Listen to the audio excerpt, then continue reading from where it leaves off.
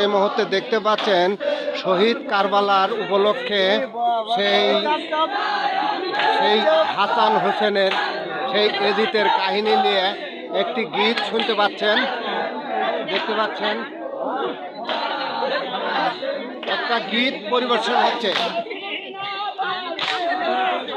সেই এজিদ বাহিনীর হাতে সেই হাসান হোসেন খুন হয়েছিল সেই কারবালা মাঠে, তারই উপলক্ষে এই গীতটা হচ্ছে, আপনারা দেখতে পাচ্ছেন।